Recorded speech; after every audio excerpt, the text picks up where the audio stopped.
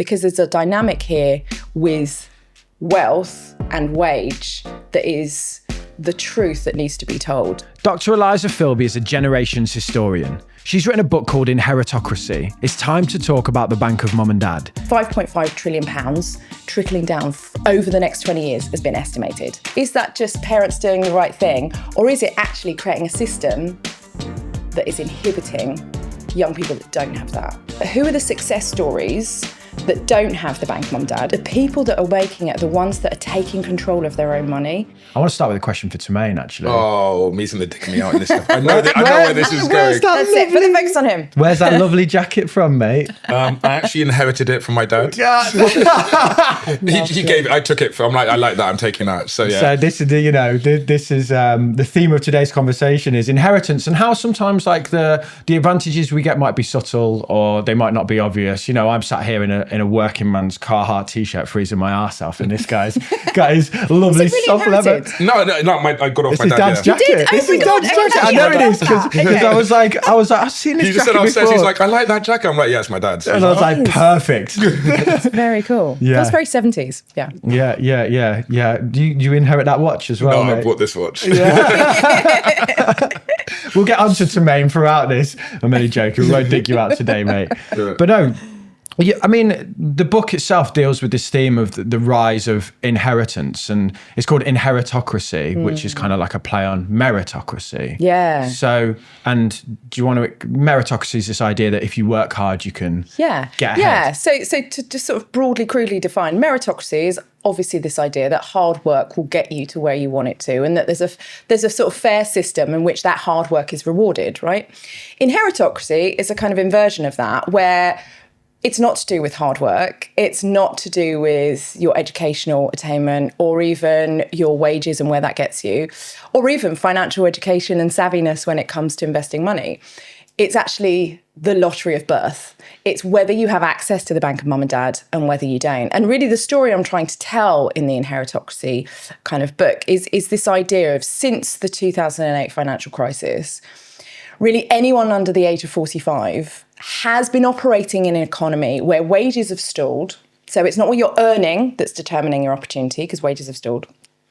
It's not what you're learning, because although we were the generation that was encouraged, as many of us, to get to university and really see education as a pathway to success, that actually the returning investment on that education is declining.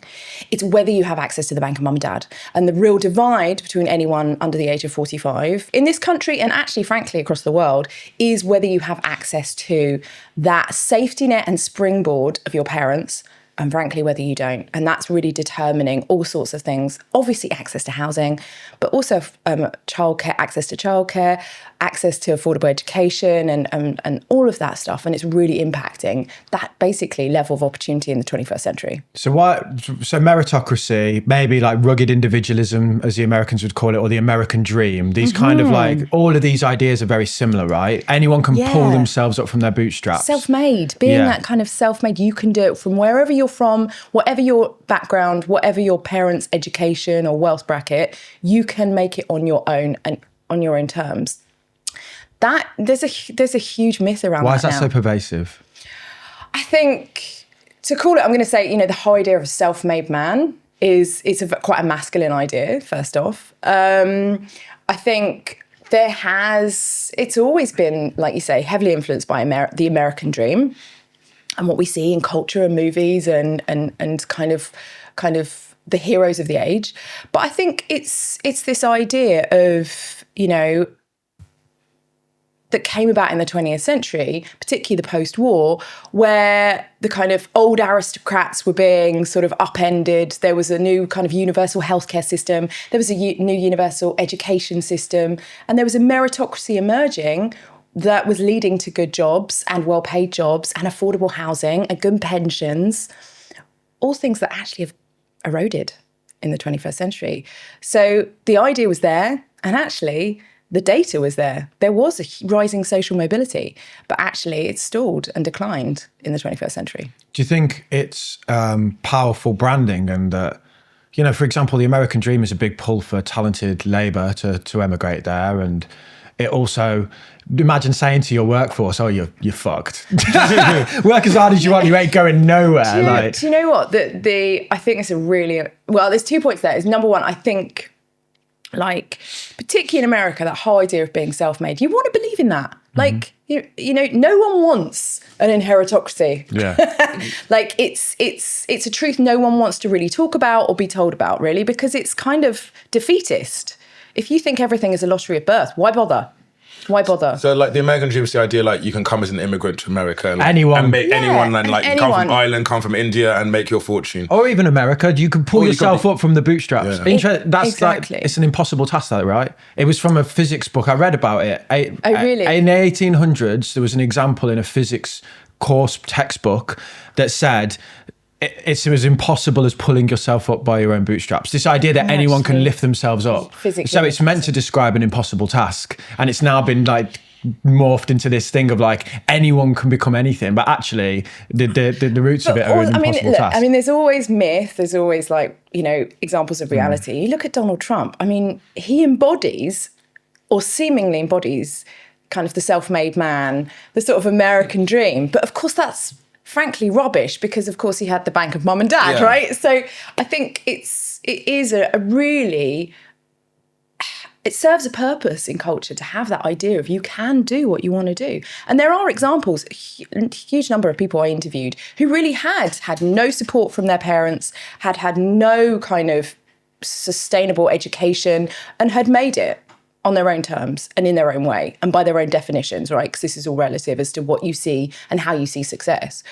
So I do think it's really important we have that narrative in society, but I also think we need to be realistic about how the economic conditions are changing for young people and families. And I think that the difference between those that live on wage and those that have wealth, and that is becoming ever more divided. So I wrote this book because I was trying to understand why it was that everyone in my peer group, everyone in my, in my circle was struggling so much, but working so hard.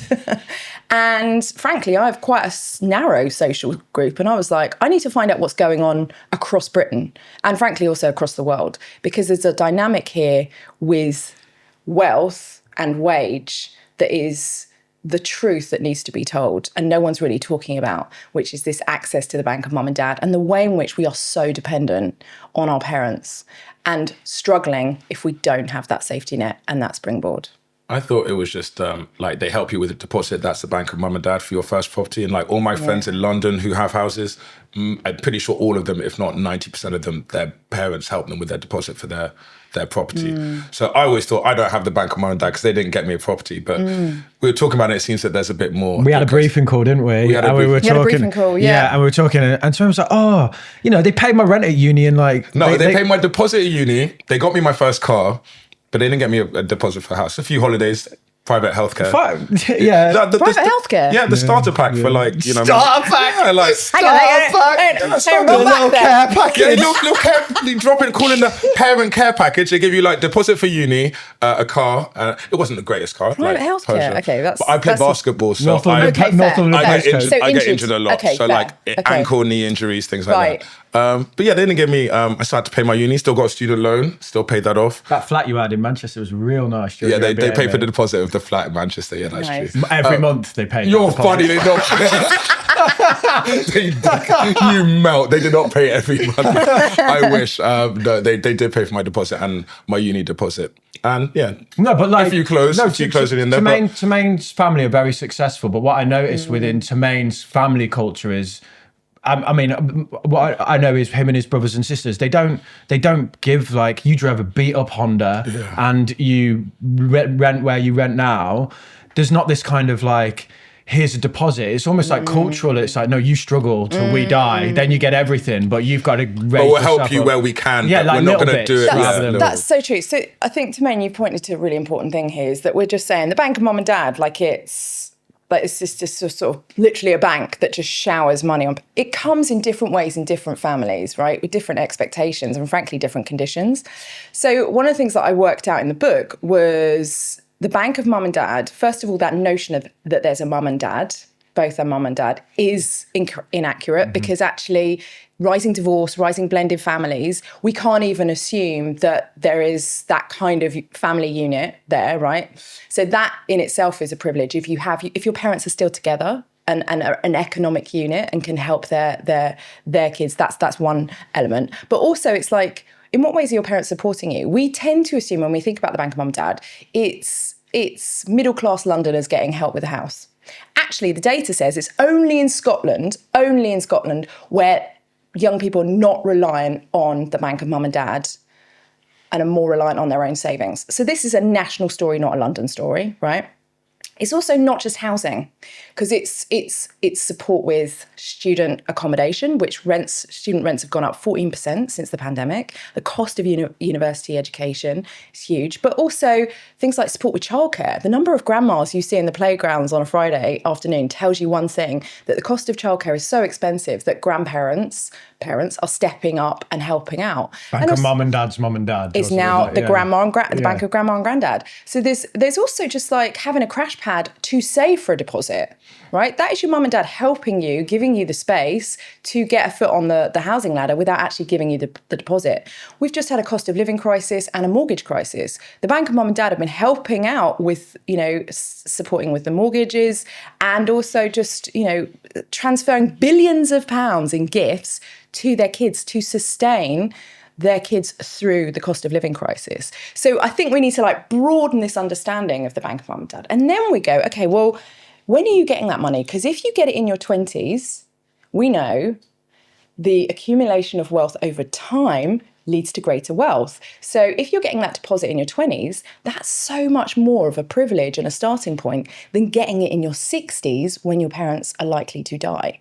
So there's a real discrepancy, a distinction between when you're getting that support, when you're getting that potential, is it a gift or is it an inheritance? If it's a gift and really earn it early on in your life, you could get it flat in your 20s, you're in a house in your 30s, you can afford to have kids, you can afford to escalate up the ladder of adulting in a way that, frankly, someone that maybe who doesn't have that cash lump sum from their parents cannot. So it's like, when are you getting that support? And also, is it bad or good? I tried to come at this with no fixed judgment that actually parents want to help. We're not talking about this evil capitalist system here. We're talking about parental love. I want to help my kids get somewhere, get on the ladder, do better than I did, or I want to share my success with my kids. So there's a kind of a value judgment here. Is what are we saying about inheritance, or what are we saying about the bank of mum and dad? Is it a good thing that we enable that in society and it's not overly taxed, for example, although it's beginning to be? Or is it a system that is corrosive to social mobility and meritocracy and stopping young people getting on? Well, the problem is that you have baby boomers, an extraordinary amount of wealth, right? And they had three things that anyone under 45 is not experienced in their lifetime: rising wages, good pensions, and affordable housing, right? Those conditions that were there in the 80s, amongst other economic difficulties, right? It was not easy in the 80s. Means that 1 in 5 baby boomers in the UK is a millionaire, right? And I'm saying that's some, not all, to be clear, but there's such an amazing amount of wealth in that older generation that is trickling down. And it's trickling down. There's 5.5 trillion pounds worth in housing, and similar in that is going to be trickling down. So 5.5 trillion pounds trickling down over the next 20 years has been estimated. Is that fair? Is that just parental love? Is that just parents doing the right thing? Or is it actually creating a system that is inhibiting young people that don't have that? Because housing is so expensive, education is so expensive, childcare is so expensive. People that can afford to get through those key milestones in life are the only ones that have that inheritance, that bank of mum and dad. And that's the big question in the book, is it's not that inheritance is bad. It's not that helping your kids is bad. It's just actually, if we created an economic system, which that's the only way really to make a success of yourself and get the big ticket items in life. One of the pillars of personal finance is having an emergency fund so that you can withstand financial shocks. But the value of holding on to lots of cash beyond that is questionable because it just gets eaten away by inflation. You should put that money to work, and really the same goes for any money that's in your business. There's amount you want to hold in your business account to ensure that you can weather any storms, but then you want to put the rest of the money to work, and where should you do that? I use Tide's Instant Saver account for this scenario, and they're offering new customers 3.81% AER variable on unlimited deposits until June 1st, 2025. I even use it for stuff like putting all my tax money in, so my up and coming VAT bill, I stick it in there so I can generate a little bit of a return on it in the meantime.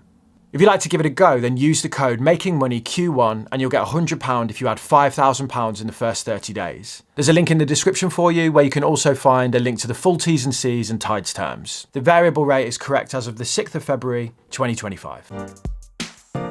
I struggle with it in a way because until I was 14, I was single parent family in inner city Birmingham, me and my mom, like no money.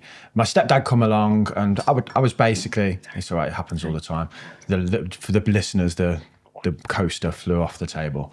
And then I went to university and there was like little bits of support along the way. So for example, one thing that I could say was, I blew all my money in the first term of university, didn't pay my rent, and they were going to kick me out. And my stepdad come in and pay 500 quid. That kept me in uni. If I hadn't have had that, I probably would have left uni. Probably should have left uni because it was completely pointless. That's a good question. It's completely pointless.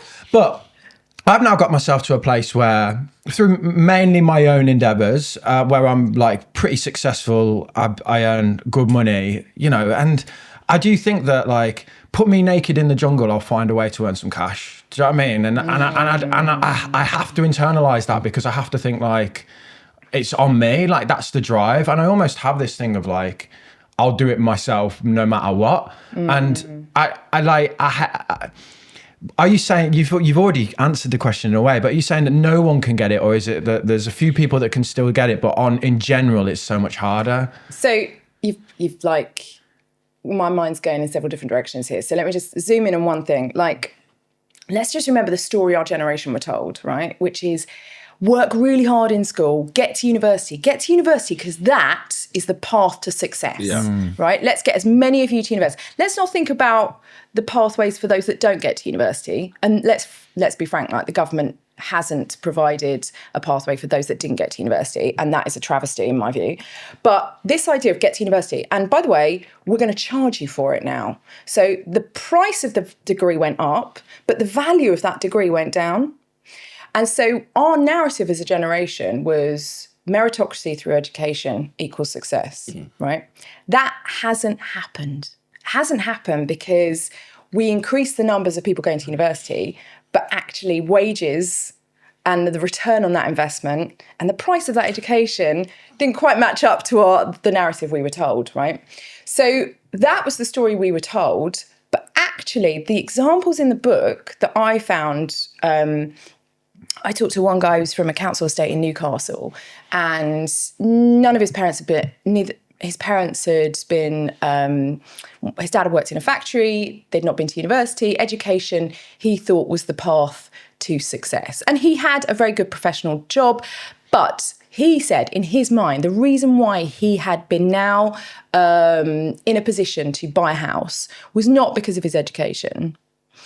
It was because of his financial education, his financial savviness, and his individual seeking out of content like this, podcasts, information, insights, to invest in the right way, to save in the right way, to educate himself on how money works and how he could make it work for him. And so it was interesting is when I look at who are the success stories that don't have the bank mum dad, because there are, right? I'm not saying we're all screwed by the inheritocracy, no one can make it on their own. That's not true. But the people that are making it are the ones that are taking control of their own money and making it work for them. Well, spot on, yeah. That's exactly me, and you're a living embodiment of that, right? But also people that were really clever about what course they did at university. You know, anthropology. Like anthropology. Did you do anthropology? I did anthropology. Because it had a higher percentage of women. Real smart. You know, we could get on gender relations.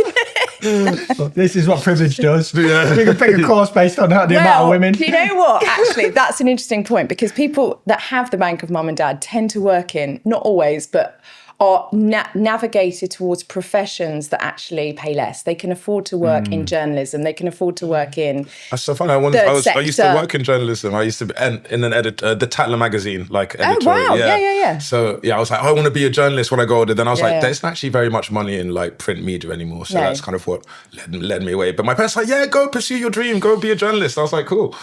Journalism is full of the kids of banker mum and dad because they're the only ones that can afford to no live on money those there. wages. Yeah. Yeah, but also live in London and aspire to those traditional professions. Like a decline of working class journalism is a serious issue within this country, particularly because the infrastructure of local journalism has collapsed. But I digress. The most important thing that you referenced is like, actually, it wasn't your degree, it was you taking control of your money. So that became, in the book, like really clear. All the interviews that I did, the people that could make it without the bank of mum and dad, the ones that were financially savvy, really saved and invested their money, didn't sort of subscribe to traditional kind of financial norms and saw their life beyond wages, frankly, right? But there were also another sort of success story in the book, which is STEM graduates. There's a real distinction, I hate to say this, but distinction between STEM, is that jargon? Yes. For the listeners who don't know, what is STEM? Science, technology, engineering, maths. Yeah. Right? STEM students.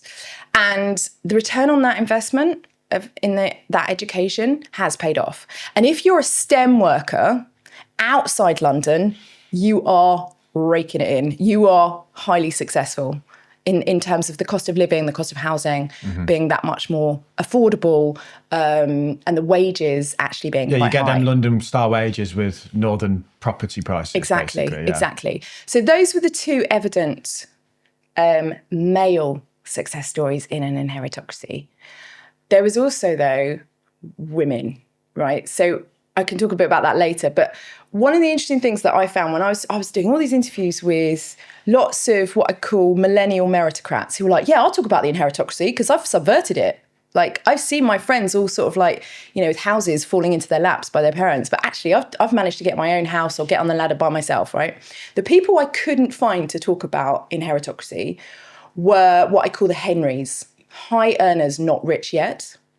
And that's those earning over sort of £60,000 who were reliant on the bank of mum and dad, but were also quite in quite high income brackets because they didn't want to admit that they were reliant on their parents. It shouldn't be shameful to be helped by your parents. No. Is this reliant for what? They got a deposit for a house in London. It's like they're earning six figures. Women were so much more likely to talk about how their parents had helped them on the housing ladder, parents would help childcare, parents and in-laws had helped them.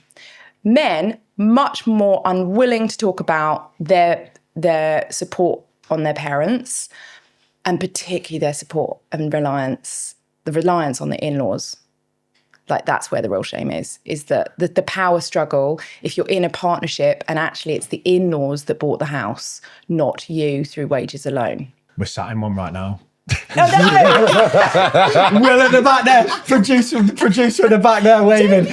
No, I think you married well, didn't you? My wife's grandparents. Yeah, your wife's grandparents. Yeah, and it was we literally we wouldn't have this. But this is a terraced house in North London. You bang this up in where I'm from up north. It is nice, but you bang this up where I am up north. 300 grand maybe, if in a really good area. Here, like, it's a lot of money, and who could afford to buy that off their own endeavours? Even if you had two incomes at 100 grand each, you're going to need to save hundreds of thousands of pounds. So I grew up in Tooting, South London. So it feels very foreign for me to be in North London, can I just say?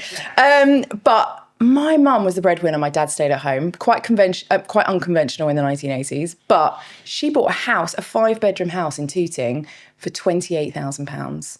And the mortgage she got for that was 3 times her wages. Now, the average mortgage in London is 9 times your wages to buy first-time property, which is probably not a 5-bedroom house in London. So the comparison is just like wild. And that's just, across generations. You're right to talk about the comparison across counties in the UK. How much would a house in Tooting like that be worth? $1 million. Really? Yeah. And your Tooting's nice, granddad though. won a house, didn't he? Tooting's not Tooting Beck's nice. Tooting Beck's really nice. Yeah. Tooting Come on, keep the Broadway's London chat out of it. No one cares. Like, you get Londoners together. Like, oh, do you know this bit of London? Oh, that bit of London. It's so good. I still live where I grew up. Okay. Right. And I've seen it being gentrified. It wasn't that nice in the 1980s. But what's interesting is I could only afford to live in the area I grew up because my parents helped me out.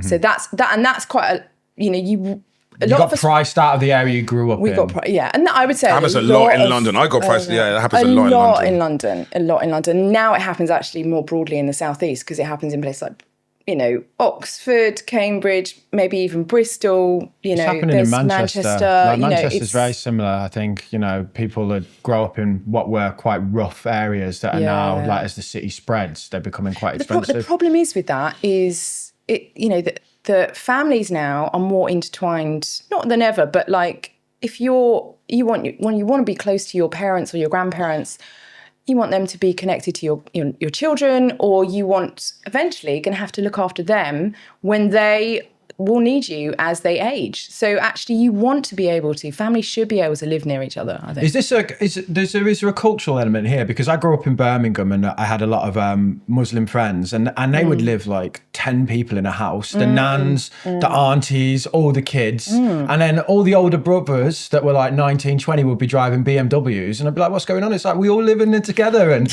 what we all do is we live here. And then when we leave, we all buy a house and the whole family buy a house. And it's kind of like their culture. Africans do that as well. Yeah. 100%. So there's a woman I interviewed in the book called Alina, who's originally from Mumbai but living in London now. And she was like, why are you writing a book about the Bank of Mum and Dad? She couldn't understand why it was an issue, why it was even a problem. I'm with her on that one, honestly. Yeah, I'm sure it's that common to you. I've got uncles who were like, they were driving like Mercedes and stuff in Nigeria, and they were living in like my grandparents' house, and it's like a house that's got a pool. Yeah. And like they've got servants. Their And standard of they're like, living I is could so get a house, high. but I'm just going to chill with my parents and save money on rent and just like enjoy life and have nice cars and like so. High And quality you life. never get the pressure to be like, you need to move out. Like obviously, if you're going to have a wife or like you're gonna have a family, then it might be time to move out. But like if you're a single man, you can live with your family till you're like 40, 50. No one would say anything in Africa because they're like, you're contributing, you're gonna help your parents out. If they need help, you can drive them places, you can look after them. So it's like, you have to give back, but they're not gonna charge you rent because you're their kid. So it's kind of like a different culture. And she was exactly the same. Like she grew up in Mumbai. Her parents had been saving, in her words, had been saving for her wedding since she was 4 and her education since she was very young, right? And she studied animation in New York for 5 years and she had a great time. She was like, the thing I couldn't get my head around was that there would be people like students there, my friends, who'd be talking about borrowing money from their parents. And she'd be like, borrowing? Why are you borrowing? Are you paying it back? Like, and they were like, yeah. And so she was just that whole notion of like, of course you live in a society that is governed by parental help. Like that's just how it is. But she said, it comes with a reciprocal obligation. Yeah, definitely. Right? It's not just the money flowing down. It's inevitably the money flows back up the family tree. The care in particular flows up and they come to live with you. And she's like, we're living in the flat that my husband's parents bought him. And we're going to move back to Mumbai when the time comes and our parents need us. And as we put them in a care home. Yeah, exactly. Yeah, and that bleeds all the money as well. Exactly. My grandparents lived with me for like 2 years towards the end of their lives. They were in Nigeria, then they come here, live with us for 6 months and go back to their house in Nigeria for 6 months. And like, we're like, you stay with us. Don't get a hotel or don't. But then the story in the UK has been slightly different since the Second World War. So you had a welfare state that supported the sick and the elderly and more and more women went out to work. So that care kind of infrastructure became slightly different. And the rise of like basically 2.4 children where just 2 generations lived together, not 3. And that became the expectation, right? A societal expectation. In places like, India and Nigeria, it's not a societal expectation.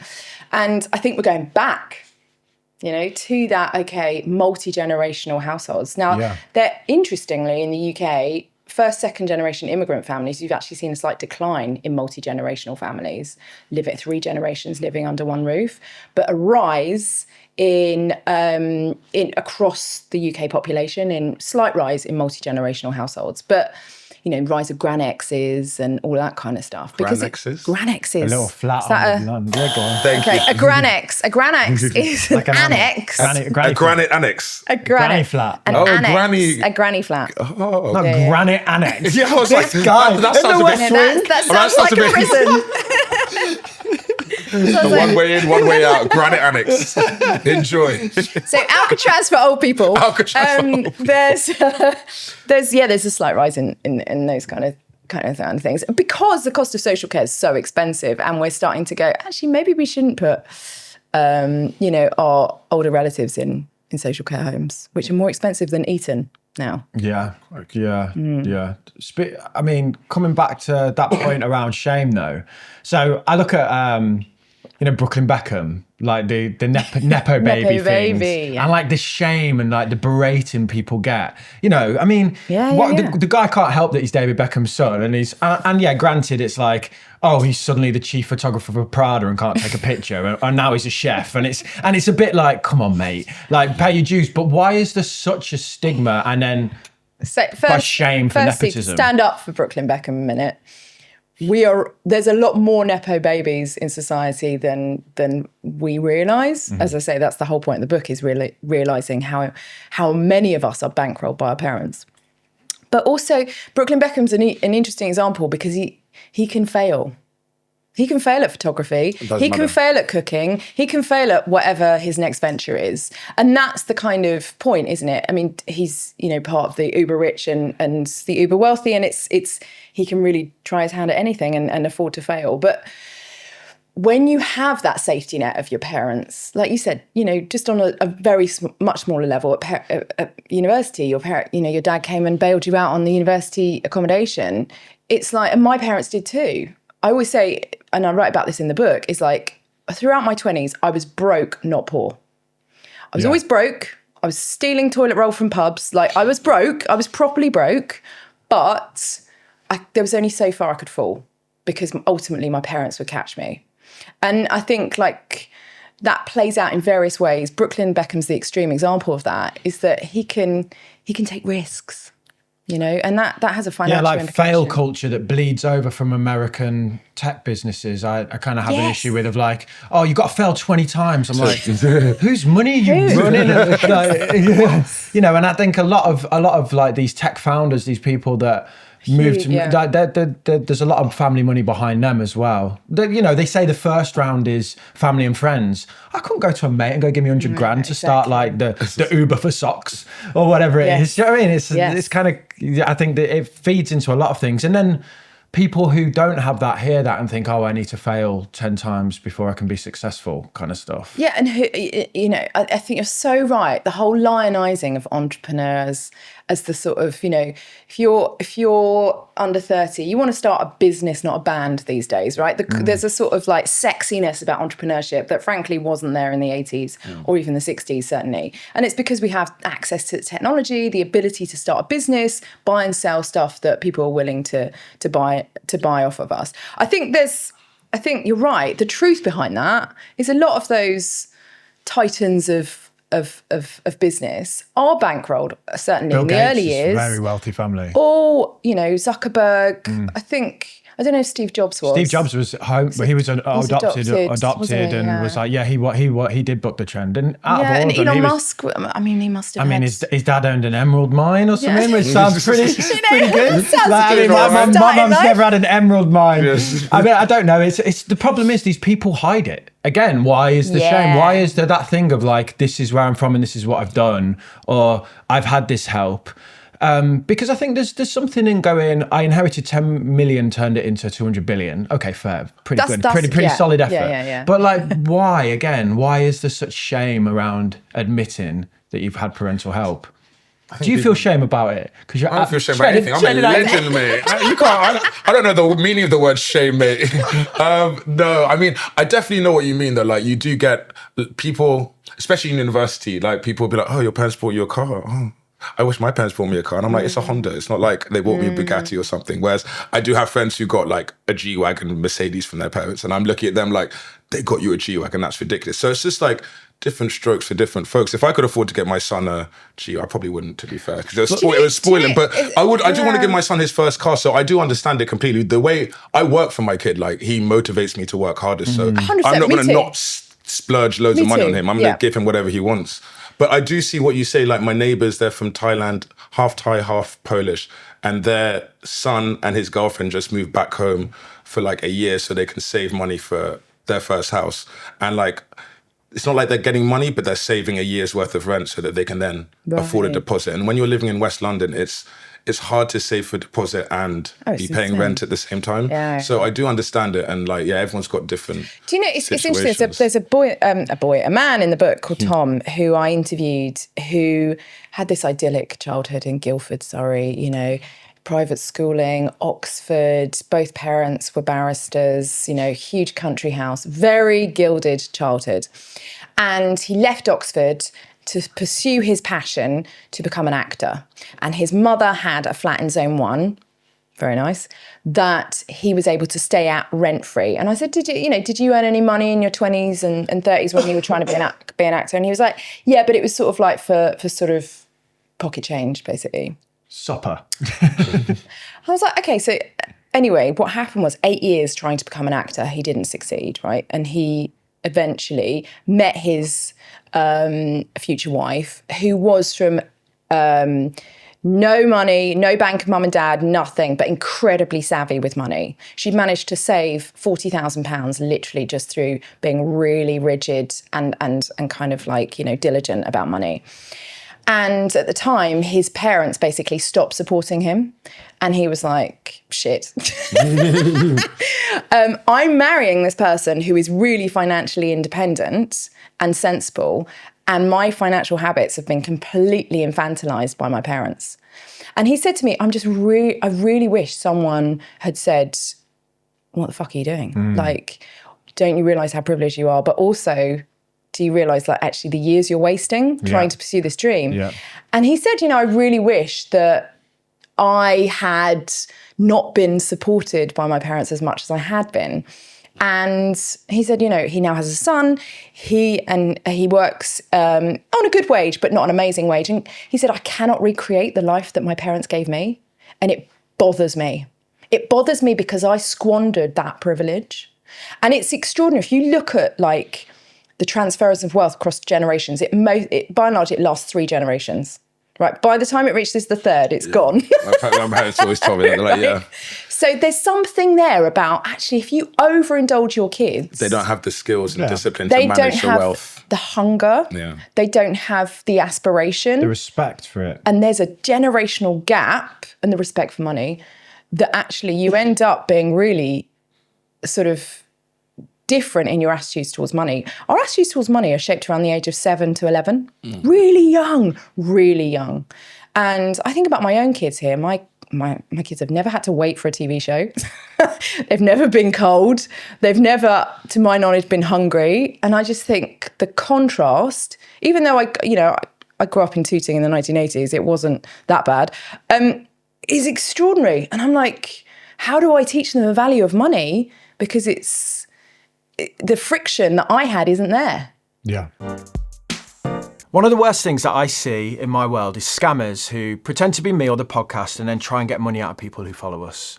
And sadly, these scammers are getting better and better by the day, which is one of the reasons that we're really happy that we're partnering up with Vanta, who help businesses be secure and then prove that they're secure. Vanta automates compliance for stuff like GDPR, ISO 27001, SOC 2 and more, helping businesses build customer trust. The beauty of Vanta is they save companies a lot of time and money because proving you're secure without them really is an enormous faff. It can take months of work and form filling. Over 9,000 companies like Atlassian, Flow Health and Cora use Vanta to manage their risk and prove their security in real time. If you need to prove that your business is secure and compliant, you can get $1,000 off by going to vanta.com/makingmoney. I've left a link in the description for you.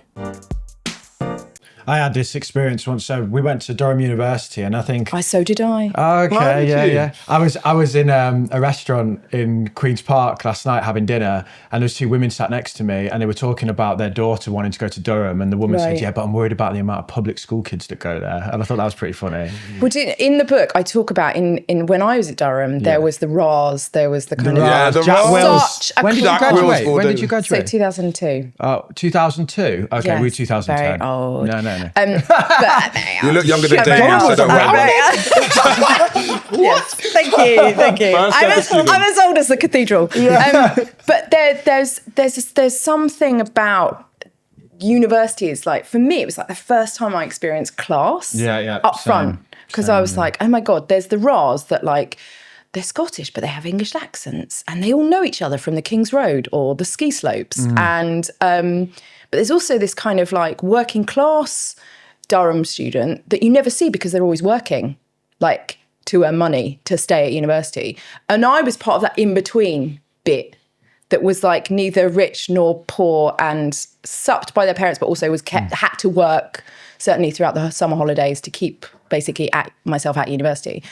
And I was like, oh, I wonder if Durham's changed. I looked up Durham University. There was a report done a couple of years ago where someone had written the way in which the upper classes at Durham, the public school boys, had this game called Rolling in the Muck, where it's a competition to see if they could sleep with the most working class person in the college. Rolling in the muck. That is. It's got worse. raw. It's got That worse. is And actually, raw. one of the and I talk about this in the book is like when you look at social mobility is that idea of the individual like rising through the ranks, right? Rising up through education, wealth, wage. That's declined, but so has interclass partnerships. So interracial marriages have increased. We've all sort of very much kind of explored different definitions of sexuality and gender, but what's become more rigid and actually declined is like a working class person marrying a middle class person. That's declined. And the degree to which people don't marry or partner up outside their class has increased. And I just find that fascinating because it used to be that actually, I don't know, the nurse married the doctor or the secretary married the boss, and social mobility through marriage was a big thing, particularly, marrying up.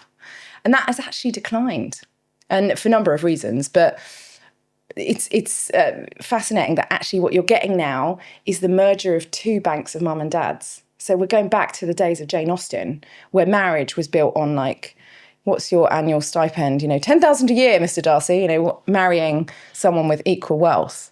Now you're getting two people of equal wealth marrying as opposed to one more richer than the other marrying. Yeah, Durham's full of money, and I met a friend there who's like a billionaire, and I went to one of his parties, and I'm like, from Birmingham, I'd never been to such a thing. And I met this girl, and she's like, so what do your parents do? And I was like, that's the first time anyone's ever asked me what my mum does for a living. Wow. And that's when I realised that like they defined each other by their families, not by themselves. This is why this idea of marry a guy in finance, that whole TikTok trend of Find a guy in finance. It's actually rubbish, because actually you need to find a guy whose dad was in finance, right? Because that's where the wealth is. Yeah.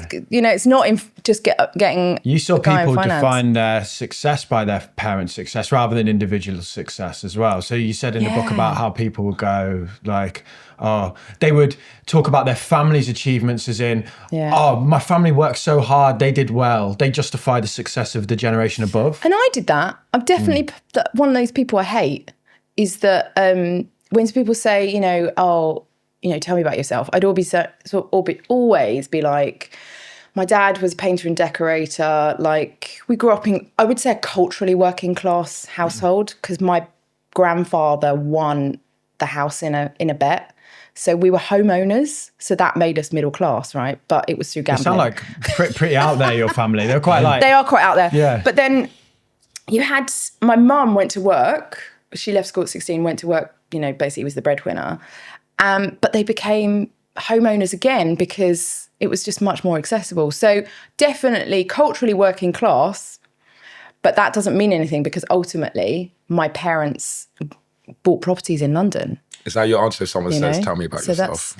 Do you like Right. launch into like So my actually, parents? Or, you know, does that and happen so- in school a lot? Like Right. in So boarding school, they do that a lot. It's like, but the thing is what I'm saying there is I'm telling my life through my parents. Yeah, exactly. I'm not Someone saying. tell me about You yourself. know? I'm not talking about my mom. Yeah. Like, I love my mom, but like, you know, So I'm talking about what my I do. parents' struggles and Yeah. aspirations and success, not my privilege. Yeah, someone worked And at some that's- point. Someone did something. So this for goes me back be to- sat here. But yeah, but so did This you. goes back to your So question did you. about the So- shame. Like, do you Yeah. feel shame? Because if you say my parents helped me, people automatically assume this guy's never worked a day in his life. Yeah. Yes. He like just got handouts the whole Yes. time. He's just living off his parents. What a Right. slacker. Whereas some of us who have had help from our parents, my parents Yeah. like, you're getting a summer job, you're working, you're doing work experience, your CV needs to be good. You've got to get good grades to get Okay. this car. Yeah. Whereas other people, it's just like, you're my son, have this car, have this boat. So, and then I think people Have don't this want to boat. have this.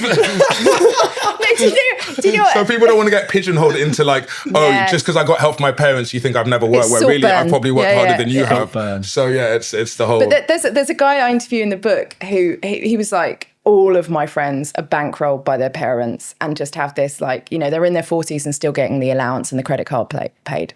He said, my dad, who was his dad was from Saudi, was like, I'm going to help you on the property ladder, but I'm going to be the bank. I'm going to be a real bank. I'm going to charge you interest. So his dad literally generated this mortgage contract that he had to sign and with interest. And That's he's not a like, bad idea. I never default with my dad. Yeah. I default with a bank. I would never default because I've got to sit around the dinner table with them every Sunday. And it was really interesting because he was like, and he'd had quite a disruptive upbringing with drug abuse and all sorts of things. But he was like, I needed that discipline because also I'm surrounded by people who don't, and I can see what a mess it creates. Yeah. You know. Yeah. So you alluded to it there, and you spoke about in books and interviews about the last time in British culture where inheritance was massive, and it kind of permeated into the writing or the media of the time. Dickens, you know, Pride and Prejudice. Yeah. There was a lot of like references to inheritance. Do we need to do that? What about Well, Charles Pride Dickens? and Prejudice. Oh no, people know what that is. Our audience do that. I was 31 before I read that. But yeah, go on. I mean, yeah. So that was a period of time where there was mass amounts of inequality, and inheritance was everything. And Yeah. kind of, what does that time tell us about where we could end up now if we don't resolve these kind of issues? That's such a great question. I think that the like you said, the 19th century and the 18th century tells you one thing, is that it's all such a lottery and uncertain. When we read the novels of Dickens or Jane Austen, it's like your fate is in the hands of others, whether they live or die, or you're gifted the money at the right time.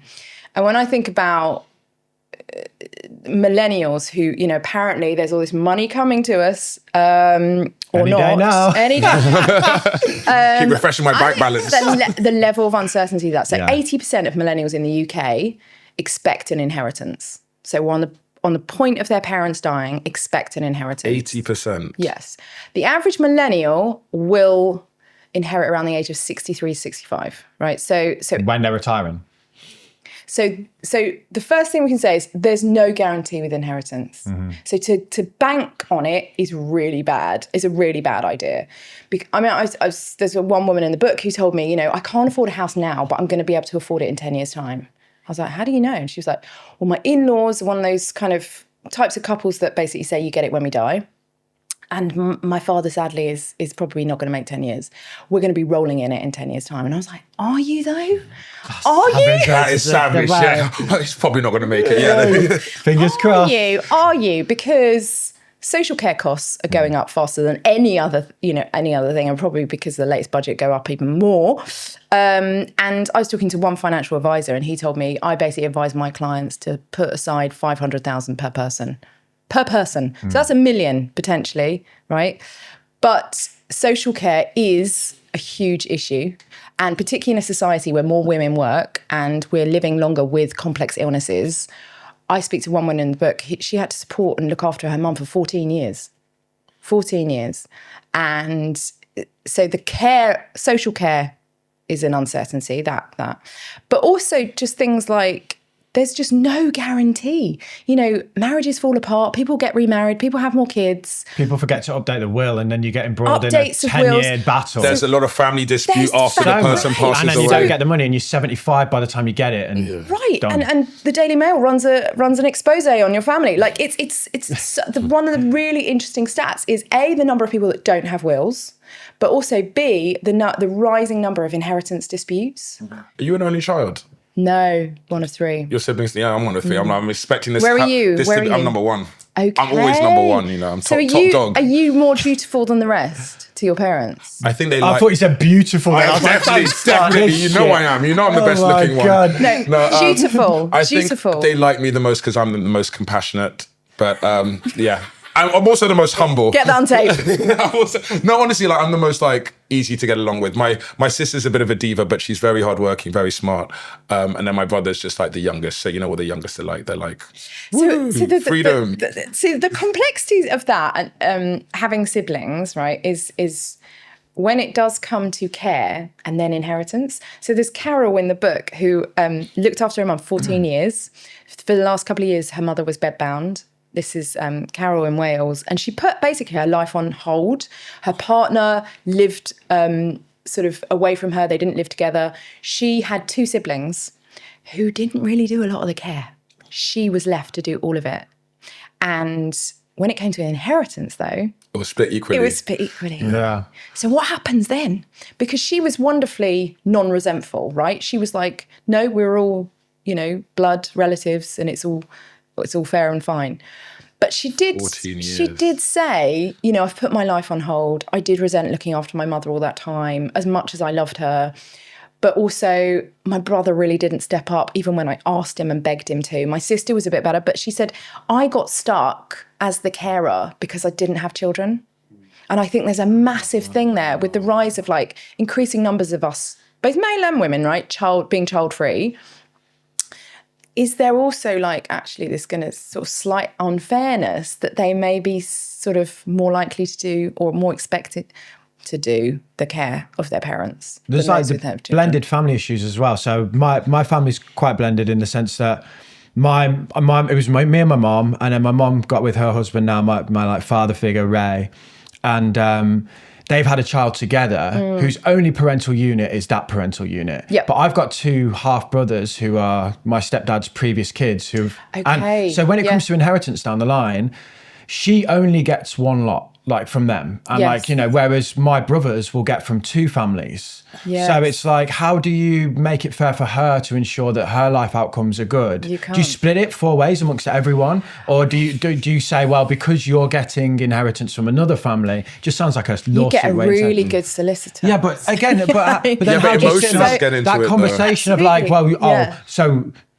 are they more important than us because Yeah. they get more? But And then you're like, but they stayed with me for like 14 years. And then you're like, oh, but I think was... And it's that's really just messy. looking at how it's all sort of like the chronology of the family. Yeah. What about favoritism? And what about who's living abroad, who's not, who's Or married to you've the done husband well, I don't Damien. like? You've Yeah. done well, Like, Damien. Who's got so the rich you partner? shouldn't get Well, anything. yes. Like, you know, It plays blood, sweat and tears. out in Yeah. so many ways, particularly if your parents are more affluent than you and that money's trickled down rather than you know, just under half of millennials, by the way, support their parents. So it's not just the bank of mum and dad helping kids. It's actually a lot of kids helping Interesting. parents.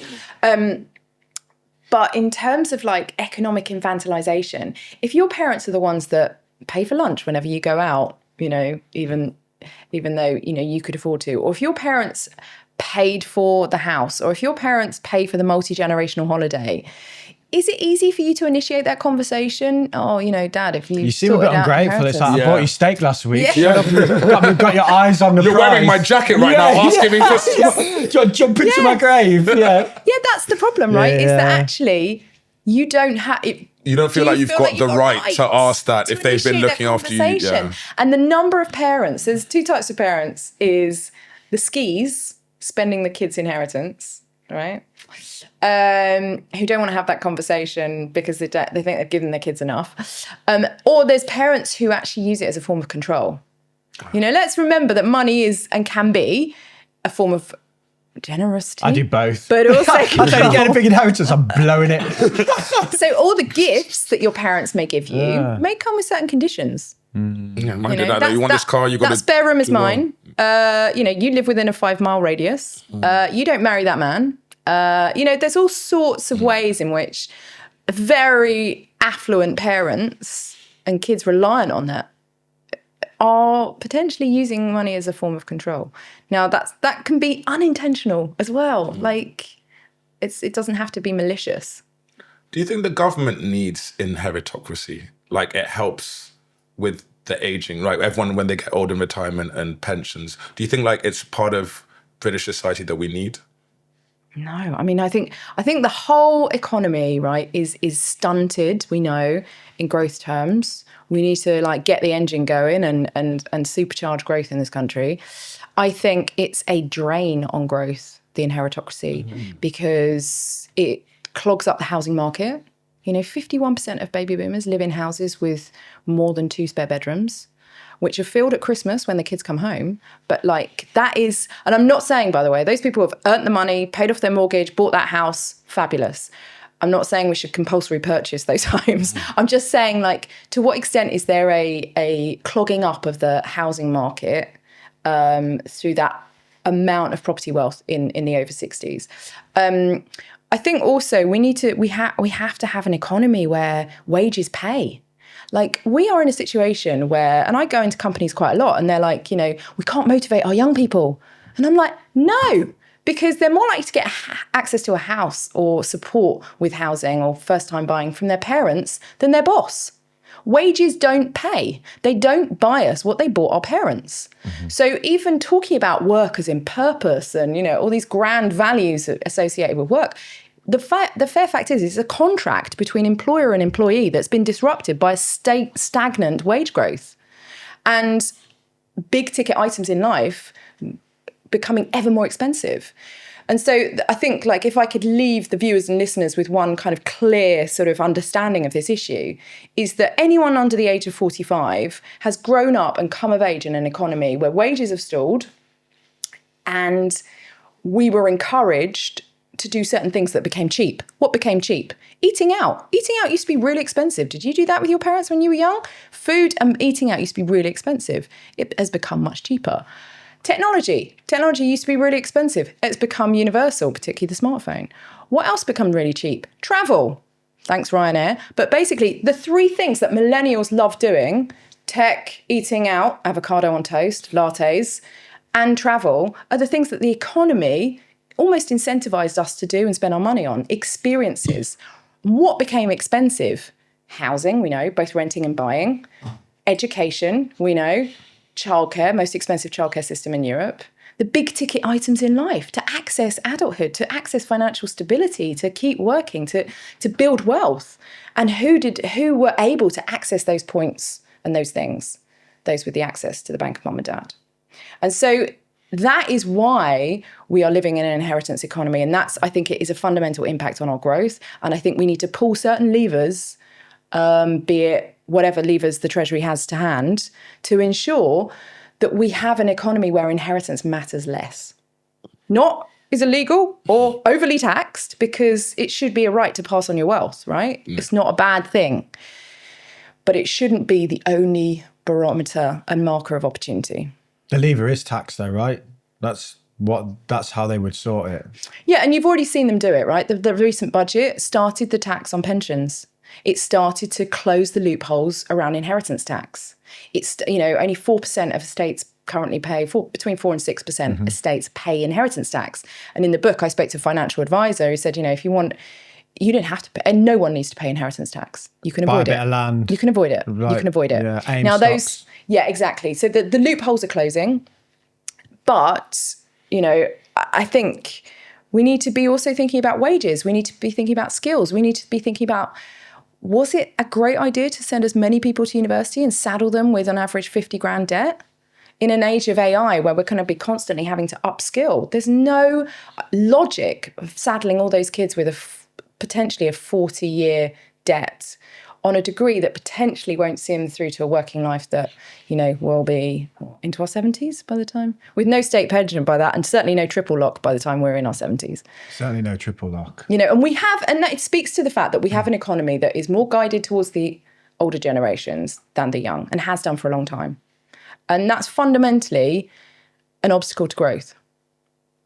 Yeah, I walk around where we are at the minute and I see these massive houses. Well, they're not that big. They're like, there's roads down.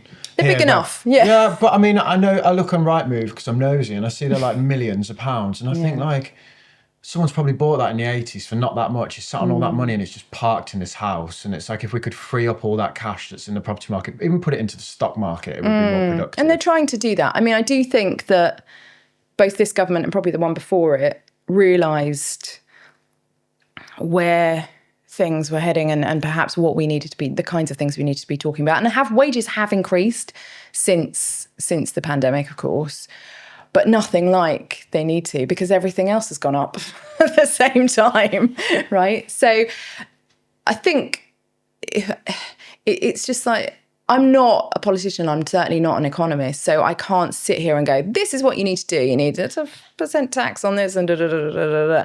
I do think there's a really interesting development and trend amongst Gen Z who are, you can see it already, that they don't have the same false hope as millennials, right? Who said, oh, I'll just ape what my parents did. I'll buy a house and I'll save and I'll, invest in a pension and do that kind of conventional economic route. I think Gen Z don't live by wages alone. You look at the emergence of side hustle culture, TikTok shop, you're looking at a generation that came of age with the ability to generate money beyond wage and generate potentially wealth as well, and a desire for better financial education, a cynicism when it comes to the corporate ladder, a much more fluid understanding of what their career looks like, and a greater savviness when it comes to education as well and what it can bring you. And a better work-life balance. Yeah, that's part of it, for sure. Yeah. Sure. They're looking at millennials going, you never switch off at weekends and you still can't afford a house. Yeah. You found your purpose, but you still can't afford a house. Yeah. What do you think individuals can do then if you don't know what the system can do to fix itself? Yeah, I mean, I think that's the key point, is that, first of all, the whole point of the book was really to go, can we open up this conversation around inheritance and inheritocracy and the role that it plays in our economy? Have those conversations with your parents if they're relevant, right? Because for a lot of people, they won't be. Have those conversations with your friends. Like, I was speaking to one girl at an event a couple of weeks ago and she was like, I don't understand it. We are in this friendship group and literally said houses are falling from the sky, like into the laps of all my friends from their parents, just miraculously summoning up this deposit. And she was like, no one's saying it. No one's saying, Mum and Dad, help me. They're just like, oh yeah, the market's really good right now. No, the market's shit. So talk about it within the friendship group, because it is bound to be a divide and actually a really important conversation to have. And then I think we should be talking about it in politics more broadly and coming up with a way in which we can make inheritance matter less. But also, as I spoke earlier on, the importance of individuals to buckle up and equip themselves with financial education and financial knowledge and a sense of financial empowerment. Like, what can I do? What options do I have? What levers can I pull? What am I likely going to have coming down the line? What does social care look like for my parents? Because social care is not a conversation for old people. It's a dilemma for young people, right? And that is not how it's sold by politicians. And to be frank, politicians want to kick that can down the road as far as possible. So it's thinking about, what's the realities of the economy and how can I educate myself, but also how can I build wealth? Because there are avenues and there are ways and there are, potentials that actually are really empowering. And technology has facilitated that, not just that information, but that potential to build wealth in a way that our parents really didn't have. I've got a big personal finance question for you. Perhaps the biggest one. When can you retire? Really, this question is impossible to answer without doing a bit of digging into the specifics. And it's not something that I can answer for you because, unfortunately, I'm not your qualified financial advisor. So what we've started doing is working with financial advisors that we like, who can help people who want an answer to that question. You'll recognise some of them from being on the podcast. You can book a call with them, they'll take your information, and using software and their expertise, they'll help forecast your financial future. If you're interested, there's more information on that service in the description for you.